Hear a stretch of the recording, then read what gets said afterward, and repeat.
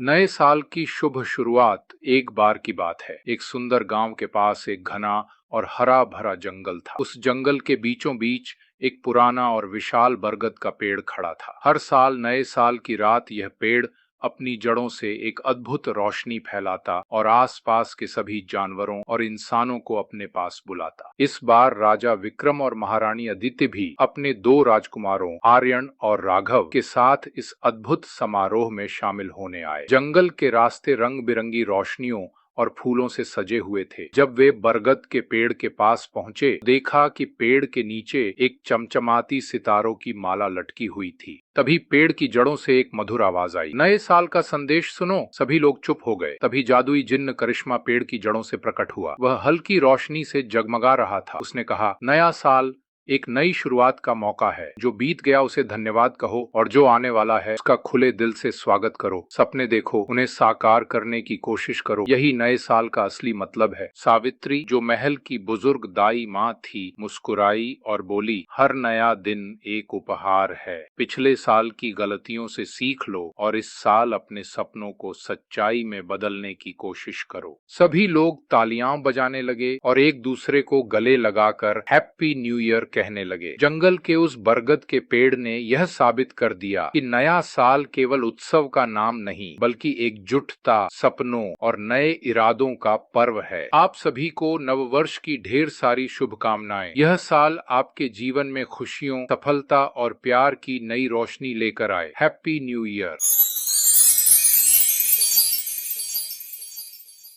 जैसे ही साल की आखिरी रात नजदीक आई, राजा विक्रम की सल्तनत में खुशियां और जश्न की तैयारियां जोरों पर थीं। महल के आंगन में हजारों रंग बिरंगी रोशनियां झिलमिला रही थीं और हवा में फूलों और धुएं की महक फैली हुई थी। महारानी अदिति, जो हमेशा की तरह बेहद खूबसूरत और नफासत से सजी हुई थीं, जश्न की व्यवस्थाओं की निगरानी कर रही थीं ताकि सब कुछ बिल्कुल सही हो। इस बीच शाहंती और उसकी दोस्त ईश्वरी, जो गांव से जश्न में शामिल होने आई थी, नए साल के लिए एक खास नजदीक तैयार कर रही थीं। शाहंती, जो अपने गांव की समझदार और होशियार लड़की थी, ने एक पुरानी कहानी सुनी थी जिसमें कहा गया था कि नए साल की पहली सूरज की किरण किसी भी साफ दिल वाले व्यक्ति की इच्छा को पूरा कर देती है। वहीं प्रिंस आर्यन और प्रिंस रघव अपने अपने उत्साह में खोए हुए थे और रात के आतिशबाजी के लिए योजनाएं बना रहे थे। वे चाहते थे कि उनके पिता राजा विक्रम उनसे गर्वित हों और सल्तनत के लोग खुश रहें। लेकिन प्रिंस आर्यन का दिल कुछ और चाहता था। वह शांति की कामना कर रहे थे, एक नया शुरुआत जो उनके परिवार और साम्राज्य के लिए खुशी का कारण बने। वहीं प्रिंस रघव, जो हमेशा सपने देखने वाले थे, सल्तनत की सीमाओं से बाहर की दुनिया को देखने की इच्छा रखते थे। जैसे जैसे आधी रात करीब आई, महल का बड़ा आंगन लोगों से भर गया। चमकते हुए सितारे आकाश में जैसे किसी जादुई सपने की तरह दिख रहे थे। राजा विक्रम और महारानी अदिति गर्व से लोगों को देखकर मुस्कुरा रहे थे।